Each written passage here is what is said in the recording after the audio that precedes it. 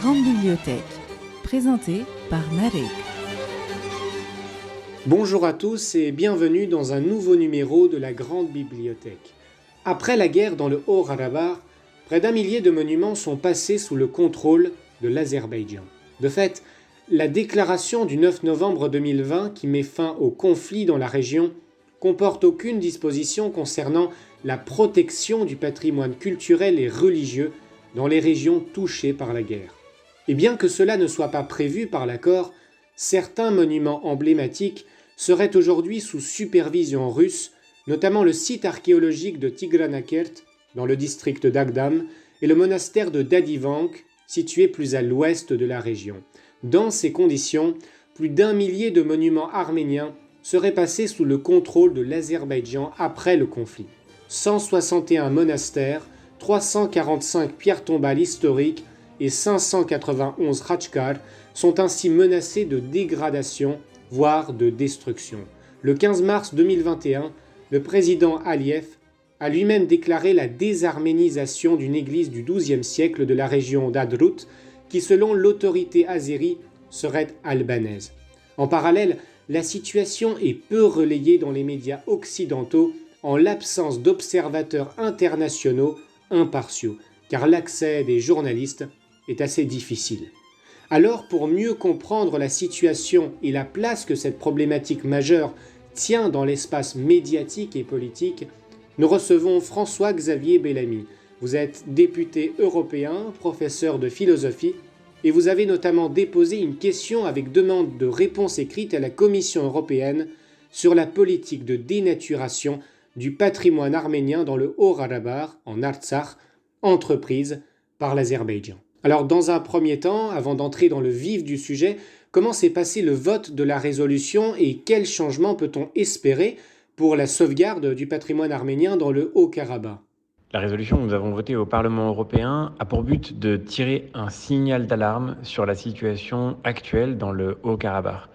Cette résolution, il faut le dire, c'est très important, a été le résultat du travail de plusieurs groupes politiques qui se sont unis pour pouvoir lancer cette alerte.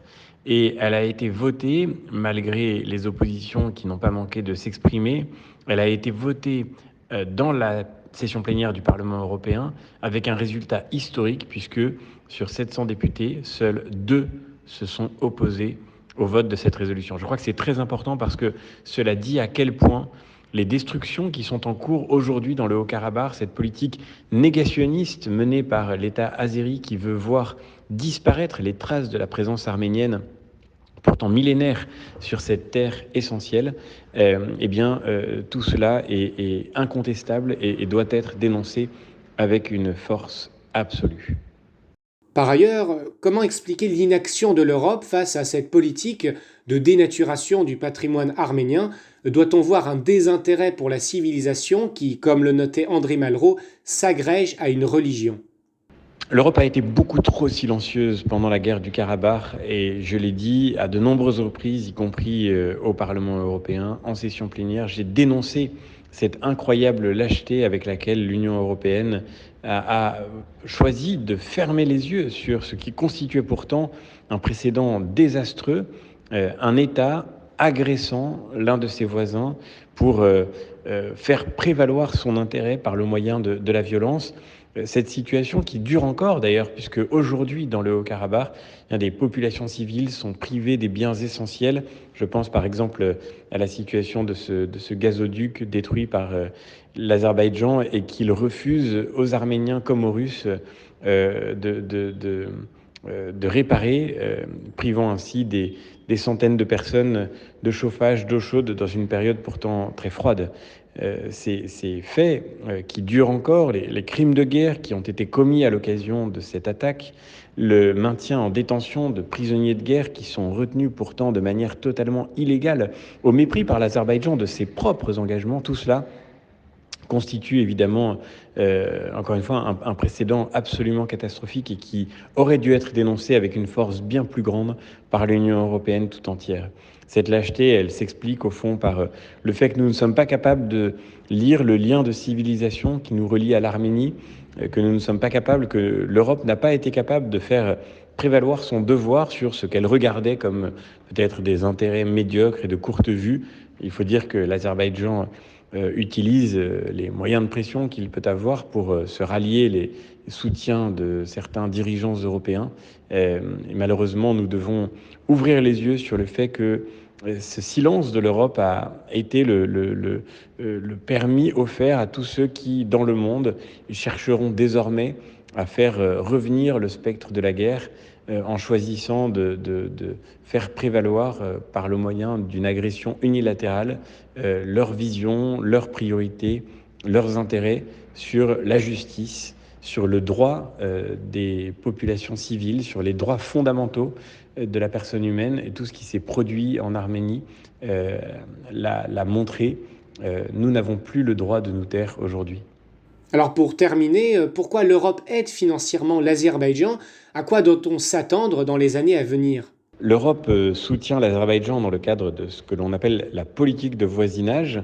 C'est une politique qui existe avec un très grand nombre de pays et d'ailleurs un accord est également en vigueur depuis 2021 avec l'Arménie. Dans le contexte de cet accord, l'Union européenne contribue également à financer notamment le monde économique en Arménie pour faciliter le développement des exportations qui doivent être utiles au développement du pays. Le soutien de l'Union européenne à l'Azerbaïdjan est aussi directement lié, bien sûr, aux questions d'énergie, aux questions de gaz, et c'est le levier dont se sert l'Azerbaïdjan pour exiger le maintien de cet appui. Nous, ce que nous disons est très simple. Il est tout à fait normal que l'Union européenne puisse avoir des relations avec les pays voisins, avec des États tiers. Il est tout à fait normal, dans ce cadre, de chercher à entretenir de bonnes relations avec les pays du Caucase. En revanche, il serait scandaleux que l'Union européenne continue de financer un État voyou qui méprise le droit international et qui viole ses propres engagements. Scandaleux d'un point de vue moral, catastrophique aussi du point de vue des intérêts européens, parce que c'est une manière de financer ceux qui, de toute évidence, ne tenant pas leurs propres paroles, ne vous apporteront aucune des contreparties dans la durée qu'une relation de confiance permet de susciter, dans lesquelles ce type de projet a pour but d'investir. Et donc nous devons faire de ce soutien européen à l'Azerbaïdjan un levier pour obliger l'Azerbaïdjan à évoluer. Et nous, ce que nous avons demandé dans le cadre de cette résolution, ce que j'ai demandé formellement dans mon intervention au Parlement européen, c'est que la protection du patrimoine culturel arménien dans le Haut-Karabakh soit une condition absolue du maintien de ce soutien de l'Europe à l'Azerbaïdjan, que nous mettions dans la balance tous les fonds qui sont versés à l'État azéri en échange de la garantie et de l'arrivée effective d'une mission de protection impartiale. L'UNESCO est volontaire pour envoyer une telle mission. C'est l'Azerbaïdjan aujourd'hui qui refuse l'accès au Karabakh à cette mission de l'UNESCO. On imagine bien que c'est pour dissimuler les destructions scandaleuses qui sont aujourd'hui en cours. Destruction du patrimoine culturel, du patrimoine religieux de l'Arménie, qui n'est pas seulement le patrimoine des Arméniens, mais qui est aussi le patrimoine de l'humanité tout entière, en particulier lié à l'histoire de la civilisation que nous avons en commun avec le peuple arménien. L'Europe a le devoir de faire de cette protection une nécessité concrète et urgente, et pour cela, elle doit mettre en balance, créer une conditionnalité avec les fonds qu'elle verse aujourd'hui à l'Azerbaïdjan. Il n'est pas anormal d'avoir des relations de partenariat avec ce pays. Il serait en revanche anormal de continuer de les maintenir alors que ce pays, depuis maintenant de longs mois, viole le droit international avec une constance désastreuse. Je vous remercie d'avoir répondu à nos questions. Je rappelle François-Xavier Bellamy. Vous êtes député européen, professeur de philosophie, et vous avez notamment déposé une question avec demande de réponse écrite à la Commission européenne sur la politique de dénaturation du patrimoine arménien dans le Haut-Karabakh, en Artsakh, entreprise par l'Azerbaïdjan.